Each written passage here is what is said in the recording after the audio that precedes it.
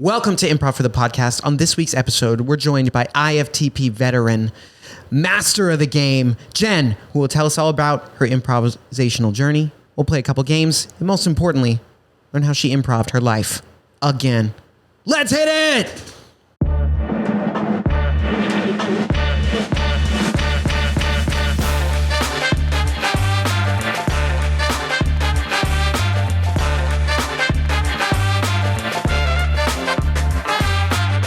Welcome to Improv for the Podcast. I'm your host, Michael E. Evans, and tonight I'm joined, as I mentioned earlier, by the improv veteran, sketch comedian, stand-up comic, personal friend, and friend of the show, Jen! Oh my gosh. Michael E. Evans, personal friend and host of the podcast. Thrilled and privileged to be here. Basically nepotism. Yeah.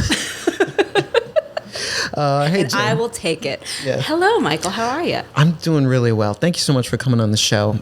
71 episodes later. Yeah. It's been some time. 2 years, more or less 6 months. It's good to see you.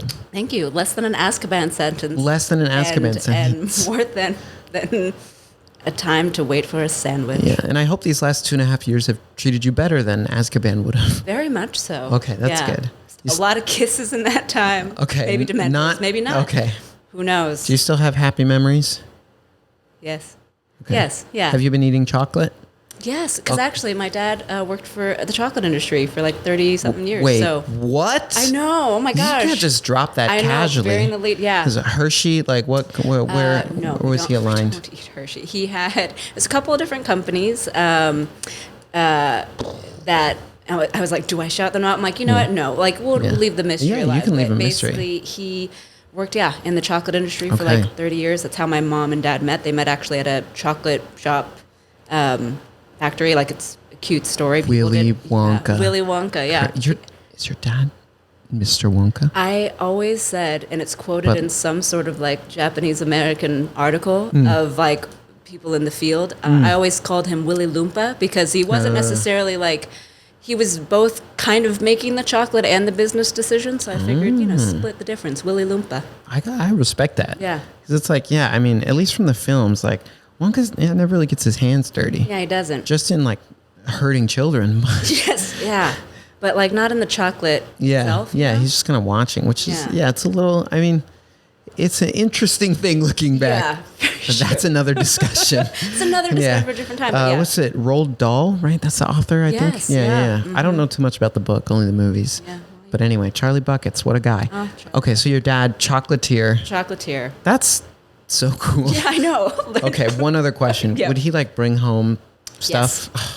That's like my favorite like core memory is like my dad would come home from work in like his like work smocks and he would smell like chocolate and it was the best. Like he and my mom are both very into food and that's how they met is like at this chocolate shop. Yeah. Wow. And so what a sweet story. Yeah, I say that all the time. But it was like that's how my brother and I were both very like popular at back to school days or like take your parent to work day. Yeah.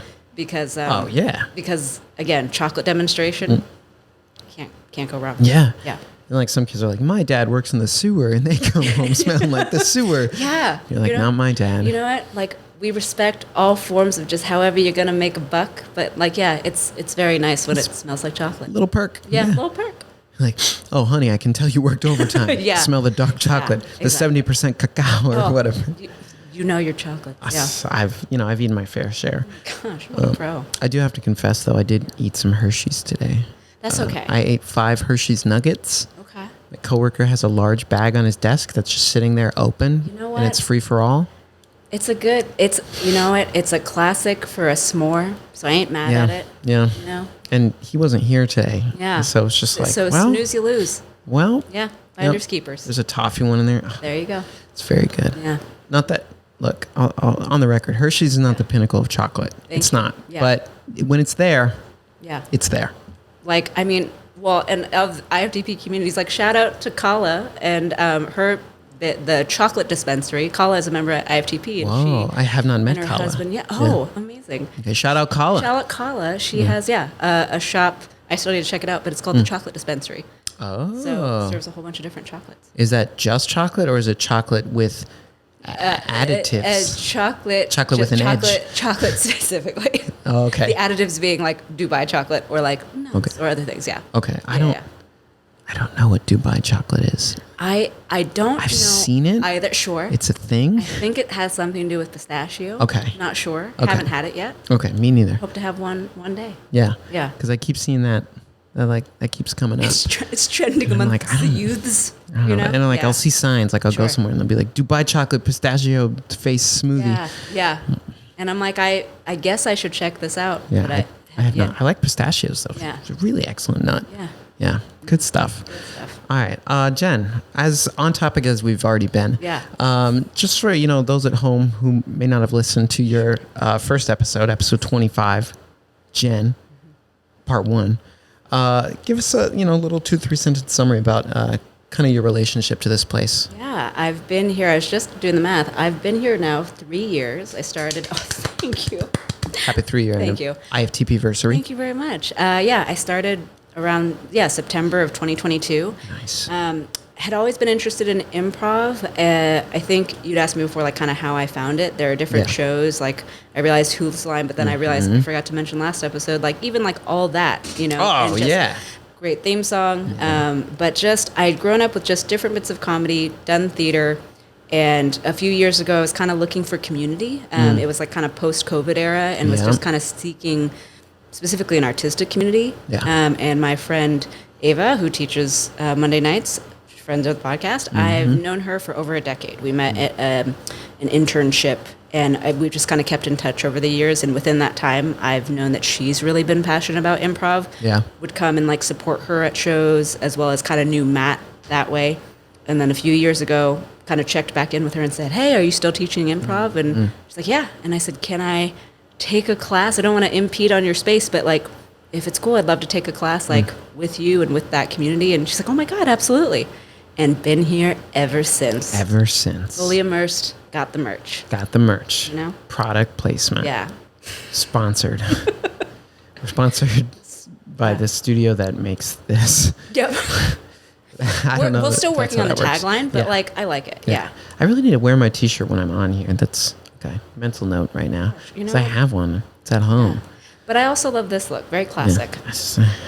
I was wearing a polo and I was like, I'm not at work anymore. Bragging. Yeah. Get that out of here. I get you. Yeah. So just t-shirt. Yeah. Yeah. All right. So Jen, before we jump into things to kind of learn about what has changed, what's taken place in these past 2.5 years since you were last on, we got to play a little 3 things. Let's do it. All right. So you know the drill. You know this game. You've played it once on this show. Let's see if you do even better this time. Oh, yeah. It's still actually going to be loosely personal to you. Oh, my gosh. Loosely. Loosely. All right. You ready? Yes. These are 3 things. First category, items in your car. A sunshade. 1. A Sacramento River Cats blanket. 2. And a box of tissues. 3. Very nice. Next category, places you visited Ooh. or traveled to. Goa, India. 1. Many cities in Japan. 2. Melbourne, Australia. 3. All right, last category. Favorite concerts. Ooh. Lawrence, the band. 1. Bruno Mars. 2. And Taylor Swift. 3. Yeah. These are 3 things. Yeah. Very nice. Thank you. All right, jumping back to that first category. Sacramento River Cats? Yes. Tell me more. They are the AAA baseball team up in Sacramento. For the Giants? They used to be for the Oakland A's, RIP, and then they filtered into SF Giants. And that was always kind of like a fun summertime activity growing up in like the Sacramento area, where it's like you go to a game, you get really cheap, like $5 tickets and sit on the grass, picnic with friends. But it's a fun time. Yeah. Important question. They got hot dogs?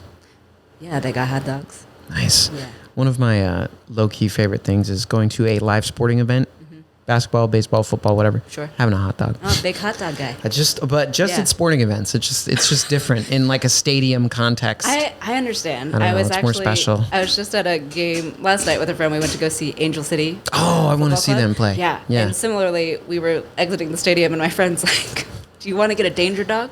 I'm like, "What?" Ooh. And I think it's just referring to like the carts that are... Oh, street dogs. Yeah, street dogs. Yeah, the peppers, the onions. Yeah, the peppers, the onion, bacon wrapped. Yep. Honestly, the best. So good.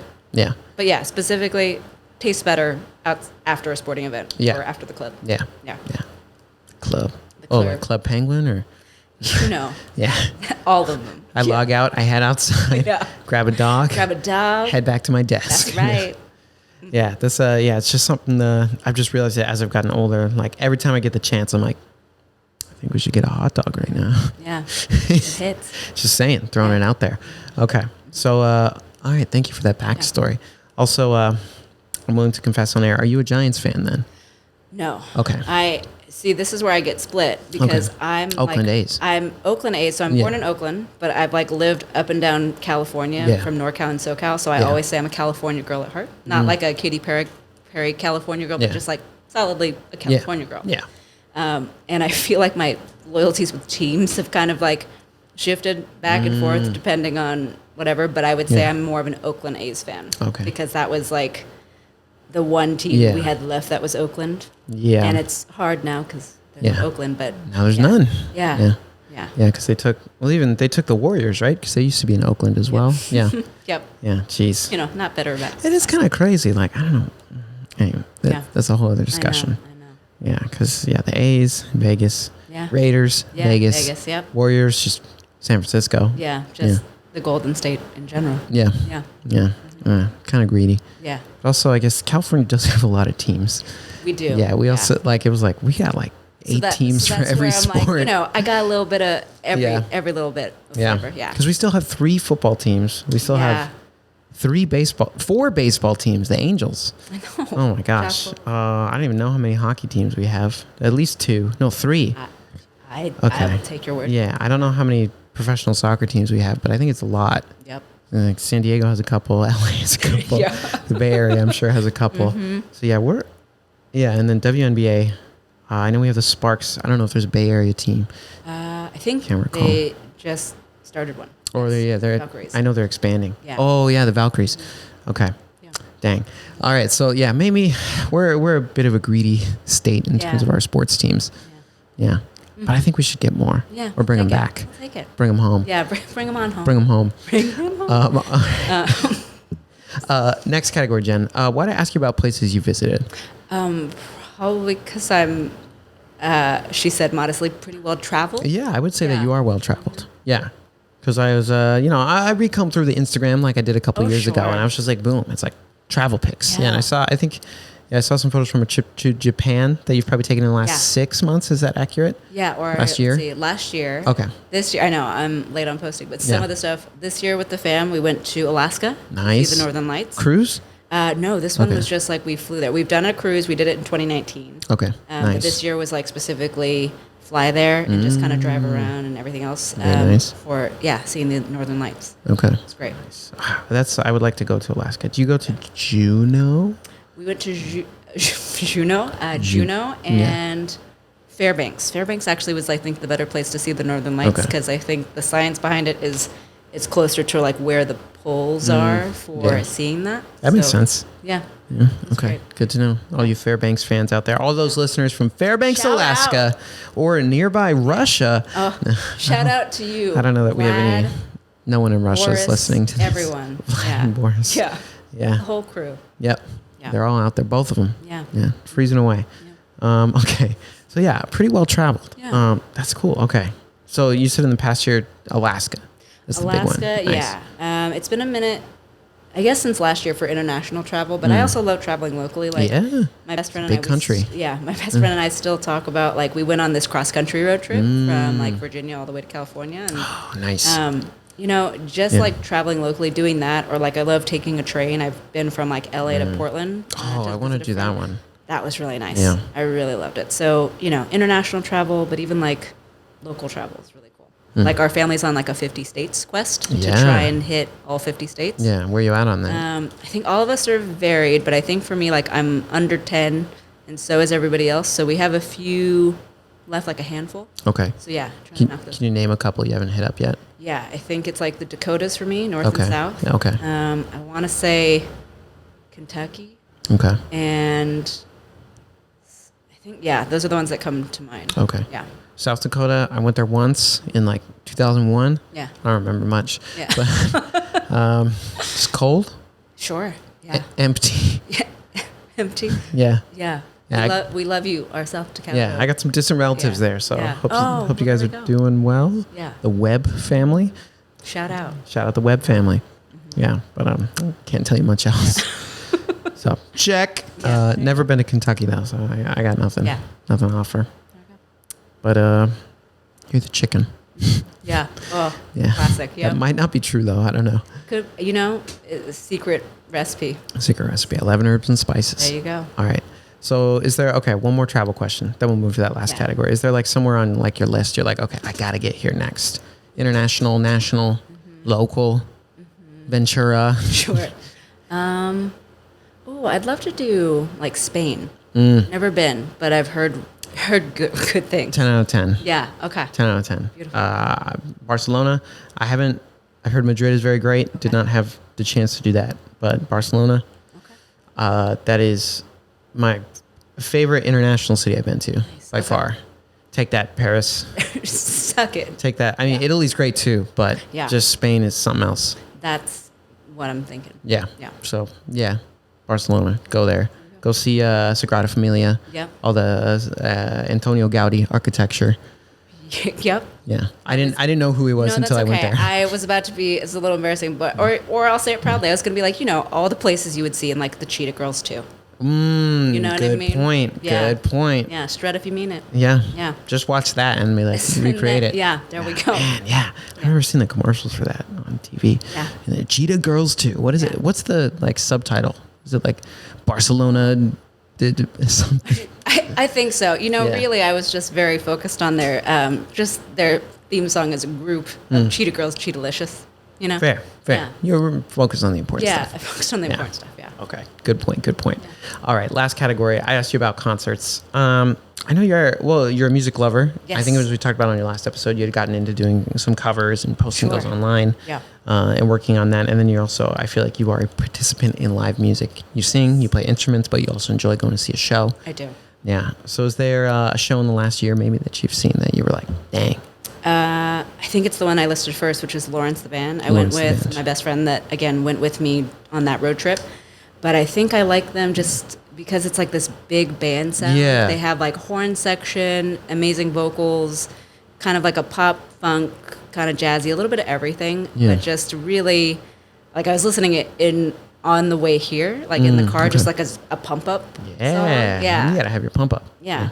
But I just kind of love their whole vibe, their musicianship, their passion for music. Yeah. I find that they're often like at the center of like a Venn diagram of different bands that I like. Okay. Yeah. So a lot mashed up in there. Yeah. I don't know them too well, but I know I've seen them on social media. Social media. The lady. Yes. The lead singer. Yeah. I know she has a really good voice. Yeah. Crazy. Yeah. So and good. I can't, like, I can picture the aesthetic of clips I have seen, but I couldn't hum a tune right now. Yeah. I get you. But I know I've seen them. I know. They're I good. knew the name. Yeah. So they're out there. Maybe I got to check them out on the way home. Yeah, do. There you go. That's my homework There assignment. you go. All right, gents. We've talked music. We've talked travel. We've talked items in your car. We got to get down to the nitty gritty. Let's do it. So as we've mentioned a few times in this episode, Jen was here 71 episodes ago, episode 25. She was relatively new to IFTP, 6 months in. Now you're hitting your 3-year IFTP anniversary, which is a big moment. So I want a couple flashback moments I want to bring up to kind of see just like, anyway, it's crazy. So last time you were here, you had actually just performed your second improv show here at IFTP. Okay. And in that show, your brother flew out from Chicago and visited, and you got to perform on stage with him. Yeah. Just looking back, I mean, that was like, you've come such a long way from since then. Yeah. So I guess it's a 2-part question for me. Have you done any performances since? And has your brother had the chance to maybe come out and see you since then? Yeah. Yes and yes. I've done performances since. I've been lucky enough to, be a part of some different IFTP shows for improv. Also forayed into different, sketch and stand up here. Yeah. Which has been great. But yeah, every show it's like great to get like a new energy. I always learn something new. And then since then, my brother has come out a second time And also, Matt pulled him in on stage, and it was great. Wait, a second time? Yeah, second time. So that's basically, awesome. Brandon's my secret weapon, just because I think that's like the beautiful thing that I kind of reflect on in improv, like especially now having been here 3 years, you develop a chemistry with people over those years. But my brother is my longest running scene partner. Like we have 31 years of experience to really kind of build off of between impressions of family members and just inside jokes. And when you have that kind of trust and bond, it's like fun because we know exactly how to set the other one up. So it's great. And I mean, correct me if I'm wrong, but that means he's been in 2 IFTP shows. Yeah. That's like a special guest star title, because I don't know of too many other people who have been pulled twice into a show from the audience. Yeah. So that's like, throw that on the resume. Yeah, I know. Pretty rare. That's really cool. Yeah. So that's also really amazing that he's been able to come back a second time. Yeah. And kind of perform. Was it with you or with Matt? With me. Okay. I think the first show that we did together where he got pulled on stage, it was a surprise to him. Yeah. And like I wasn't sure what we were going to do, but we did the alphabet game. Yeah. And like that really took off. And then I think the second one, I want to say he was on stage, or if he wasn't, I know he was for sure in the audience, and like a lot of bits that I did were inspired by him and his high dancing energy that he has. Just a high energy. Like in our family, we always call him the Energizer Bunny. Just keeps going. Just keeps going. So if for sure, I know he's at least been out here twice, and it's been, it's really always great to have him in the audience. That's really cool. I got to get my sister up here. No. I think you said that last time. I did say that. We gotta get your sister. She still hasn't come up. You know what? It's the long point of this podcast. Yeah. It's a long point. This is just I started this whole thing just to get my sister. Yeah, to get your sister on the show. I get you. I'm going to send her this. She's going to be like, oh, really? No, she wouldn't. That'd be funny. Yeah, I did talk about her last time. Yeah, because we were talking siblings, Yeah. I remember that. Yeah. I did review the episode, so it's very fresh in my mind. Oh, there you go. Yeah, because I was like, I got to do my homework, right? That's amazing. Okay. I don't think I did. I remember that. Well, you lived it too. Yeah, I lived it. Yeah. And you're the guest, so it's going. You don't need to. You just need to show up. Oh my God, that's your responsibility. Oh, I hear okay. So thinking about that time that it's been, you performed with your brother twice. Yes. You've done other shows since then. You mentioned you've kind of forayed into other things here at IFTP as well. What are those other things you've explored? So I've done stand-up, and I've done sketch comedy. Wow. With you as a teacher. I know. That's true. Moi? Yeah. Yeah. So Jen, you were in the most recent sketch class we had back in, May and June. Yeah. And the months flew by. And you wrote this amazing sketch about none other than LA's very own Cafe Gratitude, which I really enjoyed. And I think Thank you.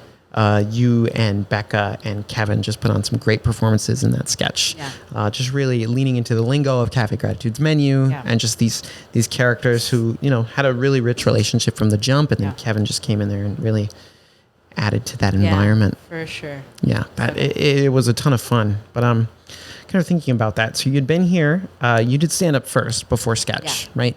What kind of led you to wanting to branch out and maybe explore these other areas of your comedy career? Yeah, I think I wanted to challenge myself. Now that I've been here for a few years and kind of really cut my teeth on improv, like I really love it and enjoy doing it. But I think I was also at a point where I was like, let me try kind of like adding more comedy tools to the toolkit and just seeing kind of what's out there. And I think part of it too is like either growing up and watching stand-up or sketch and like really kind of being fascinated by it, as well as having just like a slight fear about it of like it's like kind of making me nervous, but that usually is an indicator to me that it's probably something I need to try because it's going to force me to grow. Yeah. And so it was kind of like those kind of two things. Like I remember like doing that for improv, and I remember doing that for sketch. Like Sushant, friend of the show, like I remember like we were like kind of figuring out for stand-up, like should we do it? And I remember it was kind of like, are you going to do it? I think I'm going to do it. And then like having a friend to kind of help support you and be like, okay, let's do it together. Yeah. And then same thing, Anna, friend of the podcast, for sketch had like often kind of pitched me on it and said like how fun it was. And again, always like was looking for the right time, but especially like having just a group that I do improv with on Monday nights from that Monday night class. It was nice because it's like, the chemistry is already there. Yeah. The trust is there. So I was like, this feels like the right time in the right group to do it with. You know, you can go in and write something and it's be able to pull it all together. Exactly. Okay. So going back to stand-up, did you do stand-up through Stand Up for the People? Yes. Over there? Mm-hmm. Okay, so with Matthew Moore. Yes. Okay. So just tell me a little bit about your experience with that class. Was that your first time doing stand-up? Yeah. Okay. My first time doing stand-up, I think, I would watch different stand-ups, whether it be like different stand-up specials of people that I liked, like Seth Meyers, Joe Coy, Ali Wong. Like that was a big one for me too, just because again, it was like just the representation of that. And like you'd go home and different family members would be quoting it to me. And then, so I really got into it. And just like watching how these stand-ups would like craft a joke and really have a through line of a story. Just so impressive to me. And I was like, wow, that's pretty amazing. And I will sometimes talk a lot anyway. So I'm like, oh, I wonder if just doing what I do sometimes in improv, but in my own voice, would be, different if I'd have a different experience or like get to express something else comedically that I haven't been able to in improv. Because with improv, I'm, with a partner and you're kind of figuring out what they have to offer and building something together. With stand-up, it is both exciting and terrifying of, oh, it's just you. Like I remember texting a friend and I was like, oh, I think I'm going to do stand-up. And he was like, oh my God. He's like, wow, that's so brave. He's like, because, with improv, like it's a team. But with stand-up, it's just you. Yeah. And I was like, cool. Yeah. But like really glad that I did it. Yeah. It is quite the leap because improv, it's, you fail together. Yeah. Well, unless your scene partner is like really mean. Sure. But in stand-up, it's just, you're on an island. Yeah. And it's like, well, if what I wrote stinks, I wrote it. Right. That's it, you know. It's tough out there. So kind of just tell me a little bit about that process. So you came in. How was the writing process for you? Did it kind of come to you naturally or was... I think it came in some ways naturally. Like I do like writing. Like I'm learning to just kind of own this more without trepidation. I am a creative person. Yes, you are. I like expressing myself in different ways, be that acting, singing, writing, etc. So I've like written things before, not necessarily in a script way, but like in a poem way or like a stream of thought. Like I journal a lot. Yeah. So I do enjoy that and I'm good at it. But for stand-up, I wasn't sure how that was going to go because when I watch different stand-up sets, I'm like, I don't even know how they come up with like a 5-minute set, let alone a 45-minute set. And it's just so impressive to me. And I remember like, Matt is so great about how he kind of sets up these classes and it kind of explains what they are, which is like, oh, you could be an experienced seasoned stand-up just trying to like workshop your stuff. Yeah. Or you could be totally new. Yeah. And the approach was just kind of like, hey, make some observations and just, if you have any ideas, just like a quick free write, like write for a minute and just kind of see what comes up.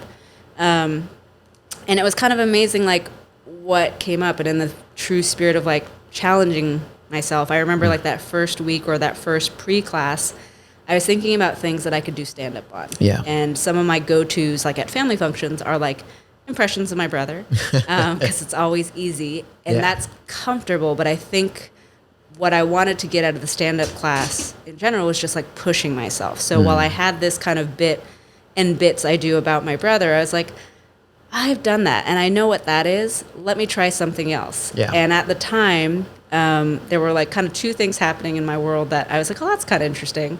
I like to go walking, in the morning or around my neighborhood. Yeah. And with that, my mom just kind of worried about my safety. She, when she moved out of working in the chocolate area space and everything else, she started to work at REI. Oh, and nice. Shout out. And Sex store. And she, had gotten me this kind of like this like really bright highlighter, it's like vest. A high vis kind of thing. Like a high vis vest. I mean, that's what I mean. I get that though. I get the move. Right. Yeah. That kind of looks like you'd be on a construction site or like a yard duty or something like that. And I wear it, and I, wear it, even when it's broad daylight, but it's just so that way cars see me because it was making her feel better. Of like, okay, you're going to get spotted. And it's love, She's like, I'm looking out for my kid. And they live in the big city. Exactly. Yeah. And so as I was walking around, it was just like, I would notice a couple of things. I am a very friendly person. I have a very kind of warm, open energy. I tend to be that person that like smiles at babies and strangers and everything else. And so I just enjoy having that interaction of like, oh, smile at a stranger, it makes their day, makes your day. And I remember I was having a moment like walking to the store, and somebody had stopped me and was asking me how to work the parking meter. And it was getting a little intense, but she was very thankful for it. And then from there, I went from there to the grocery store, and I'm wearing this vest. And whenever I wear this vest, I sometimes forget I'm wearing it. And what happens is when you're at the grocery store wearing, a lot of workout clothes and that high-vis vest, people will stop you because they think you work there. And oftentimes I have to say, oh, I'm just like one of you. I'm just shopping. Mid-morning walk. That's walk. It. Yeah. And those two experiences were really making me laugh. Then at the time too, my friends and my goddaughter, that's a baby, like they lived in Idaho. And so the only time that I was kind of able to chat with them was over FaceTime. And I wanted to just kind of get some FaceTime with my goddaughter. Catch up. And as I was talking with them, I was starting to do this thing where like I'm trying to like pay attention to her and keep her engaged. But then my friends were like, oh, how are you? And I would try to update them on my day. It's a lot to balance. And as I was balancing that, like I could be maybe, let's say, stressed at work. I would have had a bad day. And I'm trying to explain to them how stressed I was. But I was trying to do it in like a friendly, toddler-friendly, Rachel-esque kind of way. And I started doing this voice with them where I was like, oh, yeah, it was a great day and really freaking stressful. And as I was doing it, it was making them laugh. And I thought, oh, that's something that's like uniquely me. And so those were kind of the kernels of like what I had. The direction. Yeah. And as I was starting to piece everything together, I was like, I don't know what this is. But when I had pitched it to like the stand-up class, everybody like, I had said, oh, I have this idea with my brother, but I've kind of done that. But I have these other things. They're like, that's interesting. Yeah. And from there, I started to kind of just form that, and it really started to take shape from the feedback from the class, as well as, IFTP and this whole community is such a great community. I've made so many friends over the last few years that like different people within the class, as well as like Candy Rodriguez, friend of the show. Candy, yeah. I would sometimes like chat with her about my set because I know she does stand up. And I remember she gave me the feedback of, you're somebody that also is like very musical and musically inclined, and you have a beautiful voice. True. And she'd been like, you might even consider, I don't know how it would work, but like, like Adam Sandler and other people do musical updates and stuff. Maybe that's something. And so just these different nuggets of people kind of holding up a mirror to me of this feels most like you. We started with some kernels, and by the end of it, I felt like I had a set that I was very proud of because it felt like the best reflection of who I am as a person and a comedian and performer. That's awesome. Yeah. Yeah. Wow. That's really cool. Thank you. Yeah. And I just those are some great seeds right there to kind of take and run away with. Yeah. Because there's like, here's something I do every day. That like, and here's why this is interesting. It could be a little funny. Yeah. I see the pieces there. So I bet, that was a fantastic set. Thank you. Yeah. Really cool. Really cool. Okay.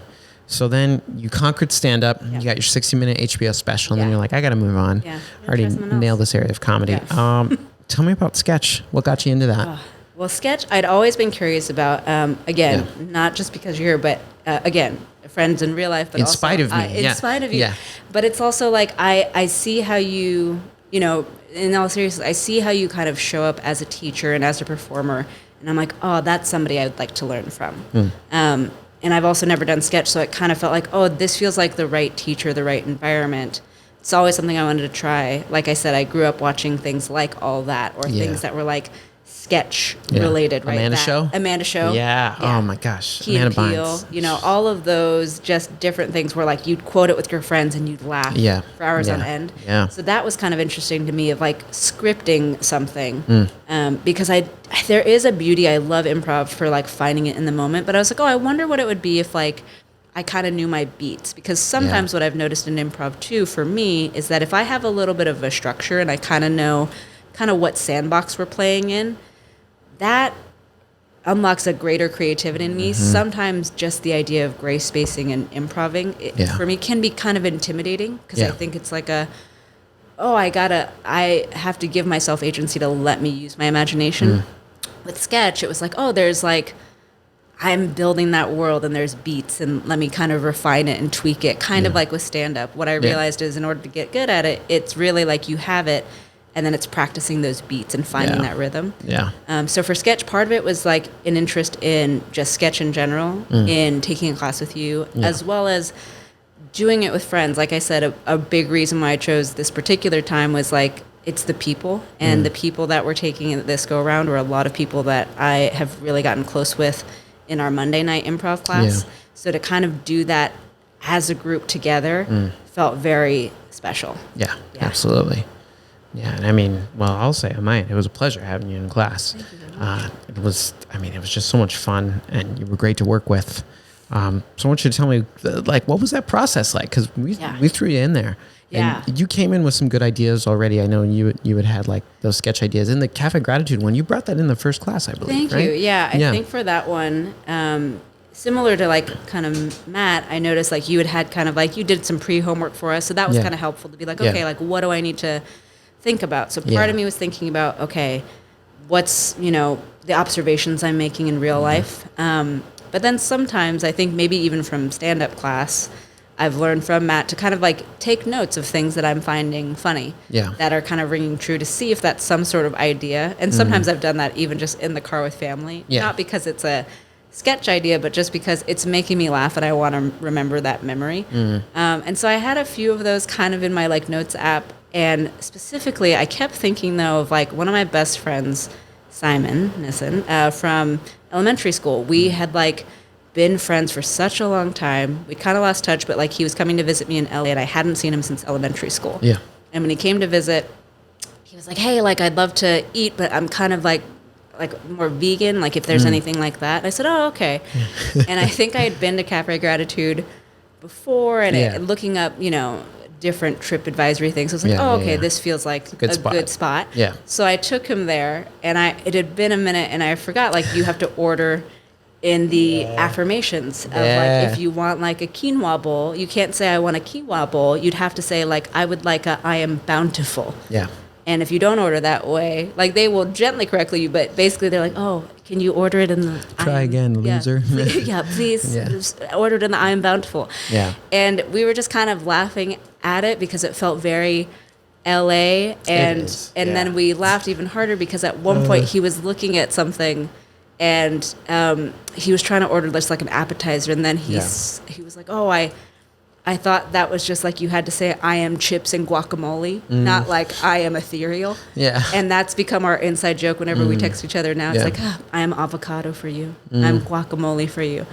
And it was just this inside joke that I kept thinking about that's really funny. And I was thinking too, in the same way with like stand-up, what feels like the truest reflection of me? Like stand-up is my own personal story. Yeah. Sketch, I can be whatever character, but I kind of thought to myself, like, what's a part of me that's kind of funny? And I'm, again, I'm a California girl, but I'm from NorCal. Yeah. But I have friends that have moved away that they know I live in LA and have pointed out to me that even though I'm not that like LA, whatever the stereotype of LA is, there are parts of me that are that. It still rubs off on everybody who lives here. Yeah, in the same way that it's like rose quartz, there's crystals, there's white sage, there's, gratitude. And I'm generally that person, but I was like, oh, if I kind of plus up that, yes, I am that, and it comes from an authentic and genuine place. Ooh, very good. Trademark, copyright. You catch that? Yeah. But I was like, this feels like a character of me that I can play, and I kind of just know how to write it. And then, again, it was a cool experience to be able to like come to sketch class with this idea, pitch it to the group, and then what I really love that you did was, then it was like, okay, now let's improvise. Let's see how that goes. And then to have, Becca and Kevin there, these are... it worked out great. Two people that I love, that I've improvised with before, and I know that with each of them I have a good chemistry. Yeah. So they kind of just know what my style is, and we could figure out those rhythms together to put it up on its feet and to kind of feel like, oh, this thing has legs. It was really satisfying. Yeah. And then from there, just the idea took off and getting notes from people in class every week. Yeah. And I love that first week where we get to do that. That's how I learned how to do sketch, and that's what we did. But when I learned sketch, we had a semester to make our show. We had a lot more time. Sure. So like a lot more time. And, we had a full crew and, it was like, this is a whole different thing. Yeah. Like sets, like real sets. Which but, I know yeah. this is not a part of it, but just like for the record, you do such an amazing job at that between directing it and stage managing. Like I know you and I also speak of like being theater kids. Yeah. Wow, is that so much? Like it took me back of like, oh yeah, props table and everything else. Yeah, like, all the just little so things. everybody knows, like sketch is so fun, and also you make it so seamless and smooth, and just. Like I just wanted to publicly announce and like acknowledge, like thank you for all of that work that you do. It's this is sounding like a cafe gratitude sketch, but like thank you for all of that work you do. I really appreciate it, and so does the studio. Like it really shows in the labor of love that it is, and the reason why the shows run smoothly. So thank you. I am grateful. Yes. Yeah, thank you, Jen. You're welcome. Very kind of you to say. It's I mean, it's my favorite thing I get to do here. Yeah. It is. Sorry, podcast. Yeah. It's just the sketch is another beast. Yeah.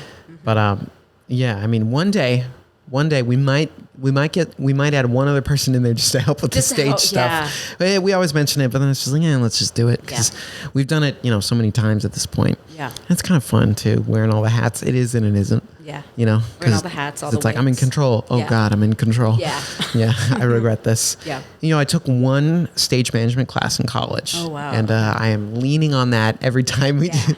I have to remember my props table things, the production management side, writing in the cues. Poor Elton. Poor Elton always has to deal with me. It's like a different format every time I give him the script. This year, I think was my best version yet. So we'll stick with that for the next round, which is coming up in like a month. Yeah. So, oh gosh, a month. I got a month of rest and then we're back at it. But getting back to sketch, because we've heard enough of me. Sure. But I just kind of want you to think about maybe comparing or contrasting just kind of your experiences performing in improv and performing in sketch, kind of what that was like, differences and similarities. Yeah. The first thing that comes to mind is the stress of memorizing lines. Yeah.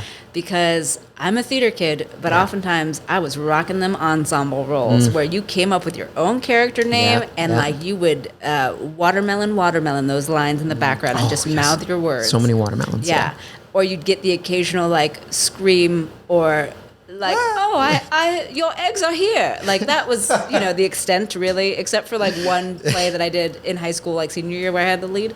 Other than that, it's been a minute since I've had to memorize dialogue. A bit more theatrical. Yeah, a bit more theatrical. So that was a little bit of a challenge because, again, what's also different is when you're doing sketch and everything now as opposed to when you're doing it in high school. Or maybe that was always the case, but it's like you're working like a day-to-day adult big girl job and like trying to do everything else. And then, you're trying to memorize your stuff, but you're also trying to show up for your teammates. You want to show up for your other sketch artists. So the biggest thing is like the memorizing lines of it all is definitely different in improv. But on that same kind of flip side of the coin, it is kind of cool to have a script, to kind of know that these are the beats that are going to happen, because it shifts something in my brain where it's kind of like if I don't have to think about what I'm saying, I know what the script is. Now the fun or like the creativity is like, how do I say it? Yeah. And I think maybe just the cosmos and the way that my comedy career has happened here has been like from improv to stand-up to sketch. All of them have kind of leaned one into the other. Like improv taught me to be kind of just quick on my feet, trust myself, trust my voice. Yeah. Stand-up allowed me to really shape that voice and figure out how to land a joke when it's just me.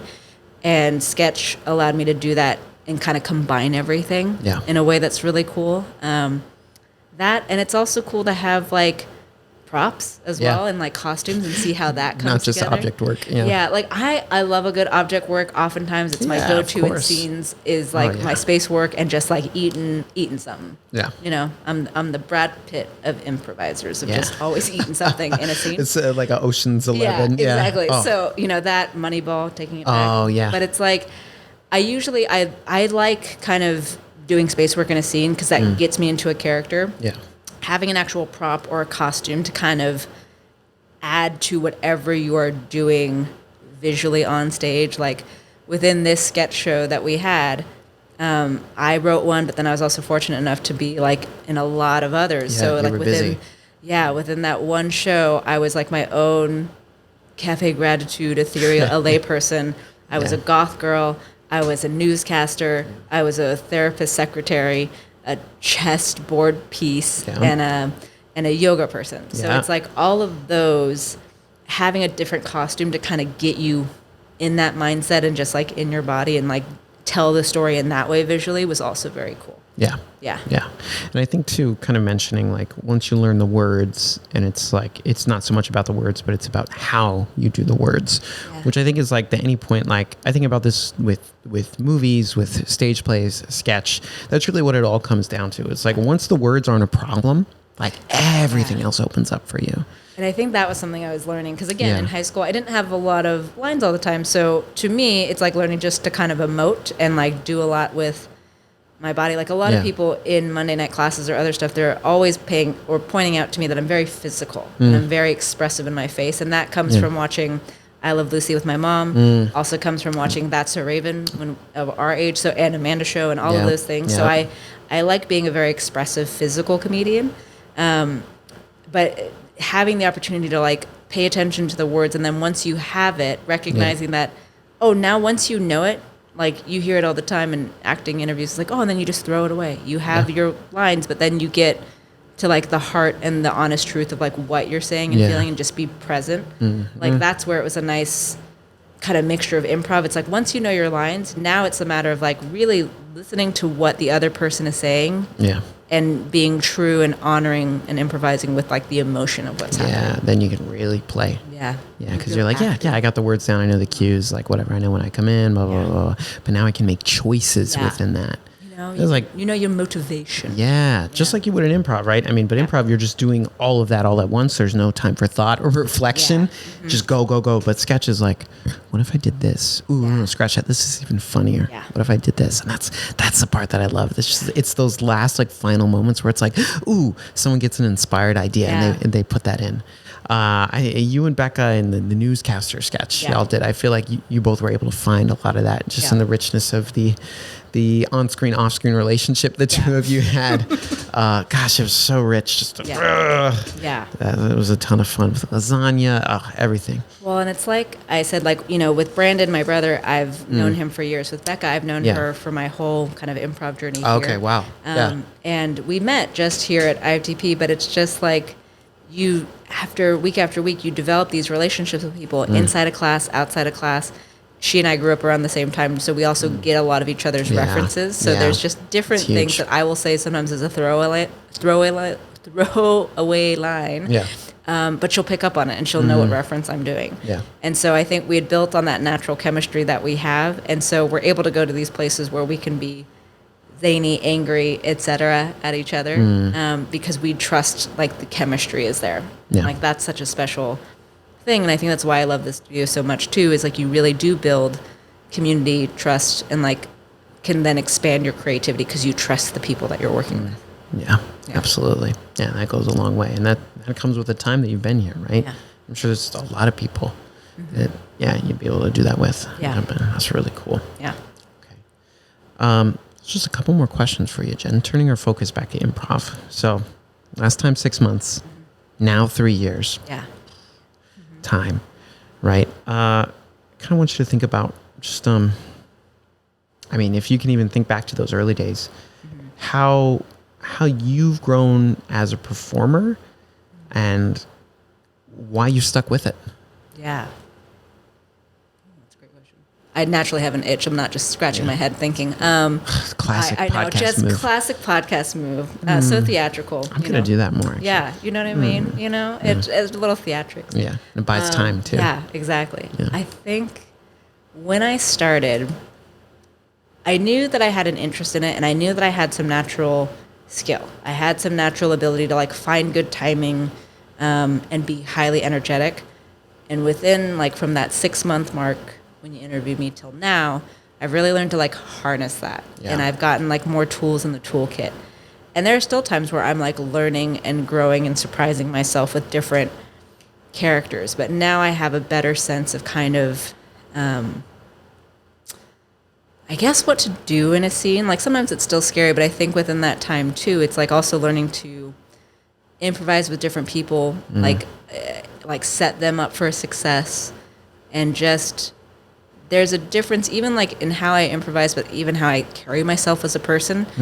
There's a confidence that I have that a lot of friends that I've had outside of this place will kind of catch up with me, and they often kind of remark, they're like, wow, you seem like happier, or you seem confident, or you seem that, and they're like, it's not that you weren't before, but there's like a radiance about you that you change. feel, like really grounded and rooted in yourself. And like, there's an ability for me to kind of be more confident and kind of say more confidently, like, yeah, I'm stepping into my light and owning it, as opposed to kind of shying away from it and not embracing that love and light that others are throwing my way. And that comes from improv. Like, a lot of the reason why I started too was, besides kind of having community, was I could tell that I was like hesitant or in my head and I didn't want to make a mistake. And I realized with improv, you're going to get up there and you're going to try, and you're either going to do it or you're not. But it's like either going to hit or it won't. Yeah. And that happens like within the same class. And I tell this to people that are newer all the time that will kind of compliment me, like, I don't know how you do it. And I said, trust me. I said, I still get nervous. Yeah. And that still is happening. But I said, I'm usually the first one up, mainly because Ava said that once, like, go up or it breaks her heart. And I'm like, okay, I'm going to go up. And then it's also a little bit of like the kid doing the oral report mentality, like, let me go up, kind of get it out of the way, and then I can kind of relax.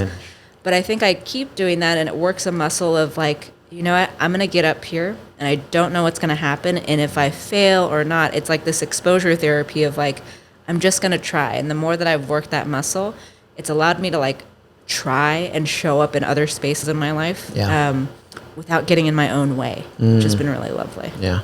It's like the long-term side effects of improv. Exactly. Improv will lead to diarrhea. No. Diarrhea. No.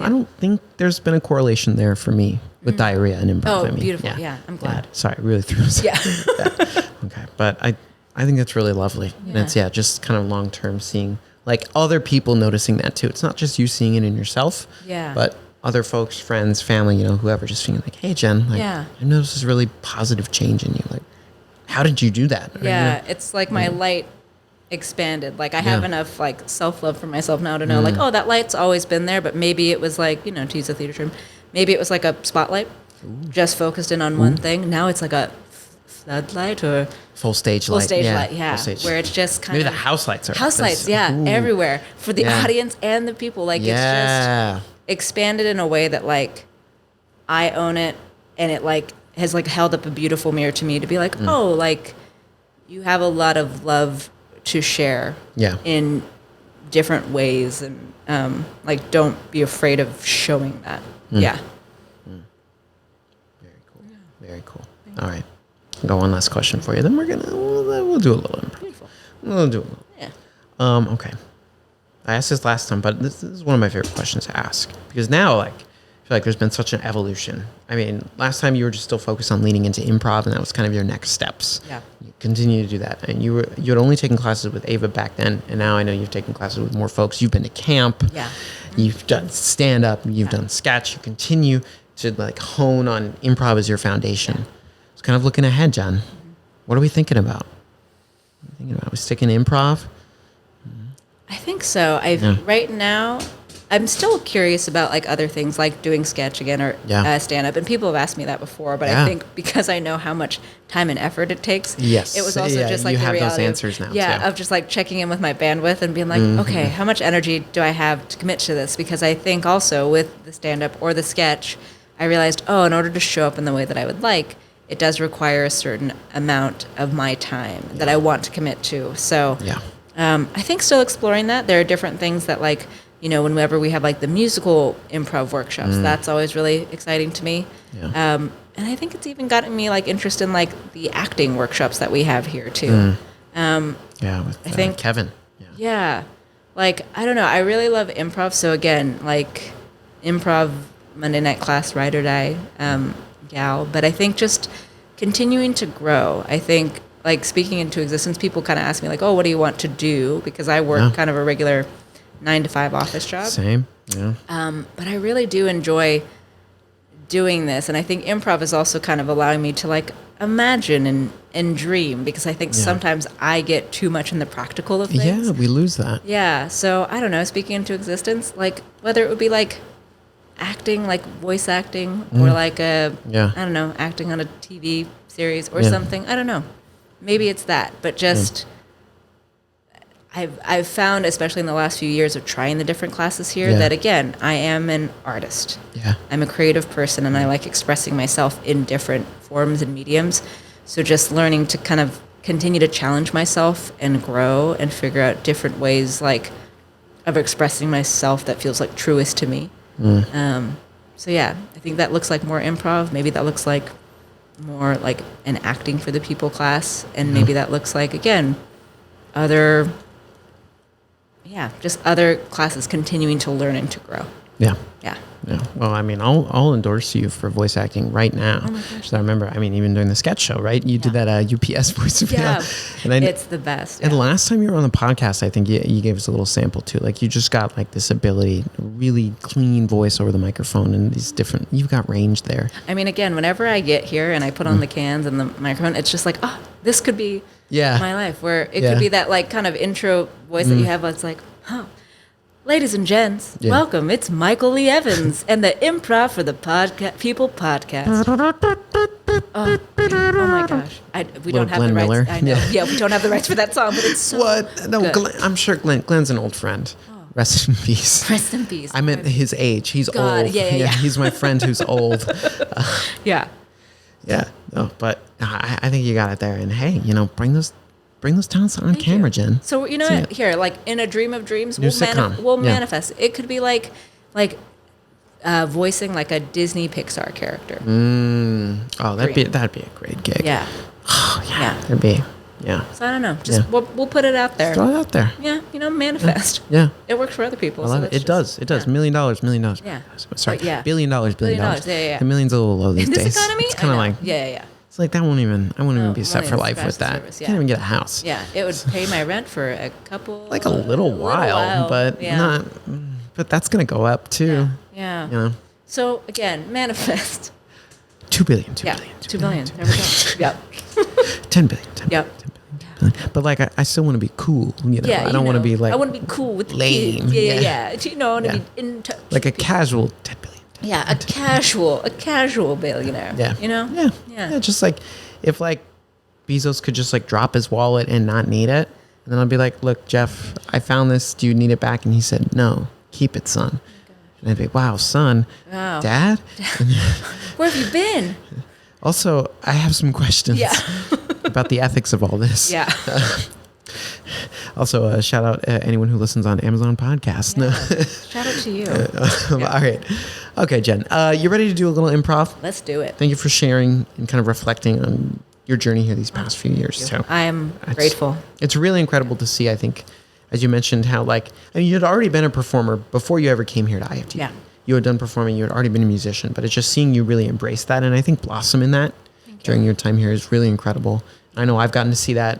I've gotten to perform with you in a few shows. That's been an honor. And then to work with you, to direct you, to see your writing come to life. It's just been fantastic. Oh, thank you, Michael. So I'm excited to see you in Pixar's next film. Thank you. I don't know what it's called yet. It's some sort of musical because even performing in like an open mic, something. I don't know. We're throwing it out there, everybody. You're working with the folks over at Pixar. Yeah. Some inanimate object's going to come to life. It's a little girl named Jen whose dad worked at a chocolate factory. Ooh. Writes itself. I'm there. Mm-hmm.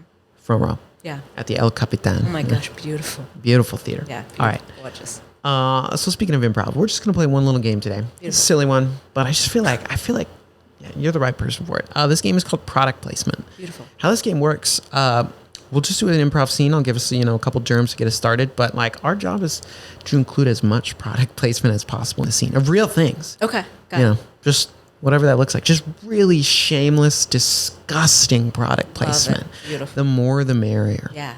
Yeah. And that's really what I want us to focus on. Perfect. Because I think, we're in a country that, consume. That's what we got to do. Mm-hmm. Sell, consume. Yeah. So that's why we play this game, because it's fun. It's so American. Beautiful. Yeah. So to start us off, Jen, give me a location. Hawaii. Hawaii. Love it. Beautiful. Love Hawaii. And, okay. we're in Hawaii. That's all I'm going to give us. This game is called Product Placement. I'll lights up and I'll black us out. Other than that, here we go. Lights up. Mahalo. Welcome to the Big Island. Aloha. Aloha. Thank you so much. This beautiful 1-800-Flowers lei that you've placed upon my neck is so greatly appreciated. Oh my gosh, happy to help. But, please be careful. There's actually a lot of bees this time of year. But don't worry. We have our store brand Benadryl antihistamine that's available now if you go to the local store. Thank goodness. Speaking of bees, luckily I brought my Burt's Bees face moisturizer with 75 SPF. Just going to rub that in real quick. Not looking to get burnt here while on the Big Island. Of course not. No. I mean, absolutely not. If you did, we have plenty of hats from REI Co-op. If you're a member, look for Robin for a membership. She'll help you out. Because at REI Co-op, there's plenty of sun hats to help from UV protection rays. Wow, that's a great recommendation. Thank you so much, Laura. Yeah. I really look forward to checking that out to get some UV protection. Oh, no. In addition, I'm a big fan of the macadamia nut chocolates that we all know come from the Big Island. Sure. Do you have any recommendations of where I could find some? Yes. At our local Kanapua chocolate shop, we have the best from the mainland, or the continent. We have Hershey's, Scharfenberger. The finest. Yes, and Toblerone. Oh. Yes. I didn't know they operated out here. They do. From the Alps to the islands. Toblerone. Wow. We're coming for you. Yeah. Wherever there's mountains, there's chocolate. Toblerone. Toblerone. I forgot the slogan. Oh my gosh. Yes. How could you ever? So silly of me. So silly. Silly rabbit. Tricks are for kids. Not adults. Not adults. Now in the Procter & Gamble cereal aisle. Please make sure to check and don't have your children eat any of the toys. Yes. That would be a real shame. Yeah, real shame. Yes. Well, I'm really looking to get into some fun activities while I'm here in the island. I look forward to taking a few of the Bethany Hamilton sponsored surf classes. Watch out for sharks. You know what I mean? Yeah. So those are going to be great. Well, you have to watch out because during September, it's Shark Week on Disney Plus Geography Planet. As well as, if you change it on over to the kids section, you can watch Moana, Moana 2, Lilo and Stitch, and Lilo and Stitch live action on Disney Plus. Now, and Hulu and Fox and all of the different channels. When you're here, your family, just like Olive Garden breadsticks. Here to make your breath stink, but your stomach full. Wow. I'm no longer hungry nor in need of entertainment because I know where to look. Luckily, at the Holiday Inn Express that I'm staying in during my 3-week vacation, there's an infotainment hub located in each room, developed by Samsung. So I should be all set there. That's amazing. Because also with Sony Records or whoever's representing it, it's like the artist always says, what you doing, pimp? Chilling at the Holiday Inn? If you stream now, you too can listen to the beautiful sounds of Holiday Inn by, I think, Chingy. And if that's not the name, you know where you could look it up? Spotify. Spotify Premium, where friends blend. Well, I'm an Apple Music user myself. Much higher quality streaming. Anyway, so sorry. I forgot to Velcro my Tevas. Oh, my gosh. That's okay. I have a crock for you. Plenty with a different little charm. That and Labubus. Oh. I don't know who owns them, but man, freaky little ferocious things, aren't they? Labubus. Labubu. Speaking of which, if I'm worried about getting a Labubu while I'm here on the island, while hiking a volcano or something like that, I luckily brought my Neosporin and Band-Aid brand Band-Aids with the Big Island theming. Yes. You see, there's palm trees, coconuts, and Dole pineapples printed on each one. I love that for you. Also, like Dole pineapple, we also have just mandarin oranges from Dole. Dole, get your fruit canned if you can't get it fresh. Wow. Yeah. It's glad to know I have options. Yeah. Oh, well, thank you for enjoying your stay. My goodness, I think we're all set here to check out. Beautiful. If you'd like to just go ahead and sign this away here at the Four Seasons Hotel.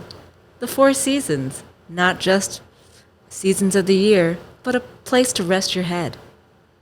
Boy, I'm glad I switched over from the Holiday Inn Express to the Four Seasons Hotel. Absolutely. Allow me to pull out my Sharpie S Pen to sign this document. Beautiful. And if that's too fancy, remember, choose Bic. Bic. Always here for you. Ballpoint, 4-color. Just use it. Bic. Blackout! You're very good at those slogans. I think this is where Becca and I have got along. There are just different 90s commercials that because actually, side note, really our in there. sketch group, we got together after the show and we were kind of chatting about different things. And then we kind of got into a bonding moment of replaying commercials from our childhood. Love that. Yeah, look them up on YouTube or something. Yeah, you got to do it. Daddy, the operation. You know what I mean? Yeah. It's sock and boppers. Whenever we have a warm up that has to do with a jingle, that's where I miss my calling. Doing jingles for commercials. There's still time. Yeah, thank you. Still time. Oh my God, thank you. Remember Elephant? Elephant the elephant? The thing, and then you shot butterflies out of it. Butterflies out of snow. Yeah, it's Elephant the elephant. my Watch gosh. him blow. Yeah. Yeah. Wonder what It's a he's classic. doing now. Hungry Hippos. That was a great one. Classic. There's a lot of great board game toy About slogans. animals that were either Yeah. eating or had sinus pain. Yeah. Yeah. It's really sad. Why would butterflies go in an elephant's trunk? I'll never know. I know. That just seems I can't really picture either of those things interacting in the real world. No. Yeah. Imagination. Yeah, it seems strange. Yeah. But yeah, shout out to the developers. Shout out. Yeah. Shout out Hasbro. Shout out to Hasbro. Yep. They're really hugely influential. Yeah. Killing it. All right, Jen. Any last words you want to leave us with tonight on your second episode of Improv for the podcast? Now the veteran. Yeah. Just thank you for having me, Michael. It's really fun to again, it's not far off of my cafe gratitude character. I do like to reflect and I do like to show gratitude very sincerely, and it's very cool to come back here 3 years later. Had you told Jen from 2 years, 6 months ago that she'd be this we joke about it, but I think it also is true, this pillar in the IFTP community where people know me. I wear the shirt whenever I work box office. It's so cool. I'm so loyal and I love my Monday night improv class, but I also love all of the other classes and people at IFTP. Except Wednesdays. But everyone else, everyone else. But no, I do love, it's just lovely to bond with them at camp. Everything else, just, I'm thankful for this studio, this space, and all of the classes that it offers, and the people that have really kind of helped me come into my own more and really kind of more definitively define who Jen is and how I show up in the world. And again, that effect is felt beyond this studio where I feel I'm more me than I've ever been. And this place has really helped me. Matt always says, before different shows, it's a big deal to be in front of these 4 letters. And to me, that is the case. It's I take it as such an honor and a privilege, and love growing here and continuing to grow here. And I'll just say, Jen, you represent us well. Thank you. So thank you for that. All right. Well, thank you so much to Jen again for coming back on the show. As always, you can find Improv for the podcast anywhere there's podcasts, smart fridge, your walkie-talkie, wherever you stream. Other than that, we'll be back soon with another episode. But until then, we'll see you next time. Improv for the podcast was created by Matt Moore and Michael Lee Evans. Edited and produced by Michael Lee Evans. And finally, presented by Improv for the People. Interested in more IFTP? You can visit us at improvforthepeople.com or on our socials, such as Instagram, TikTok, Twitter, and YouTube. remember, new episodes are released weekly. Thank you for listening. We'll see you next time.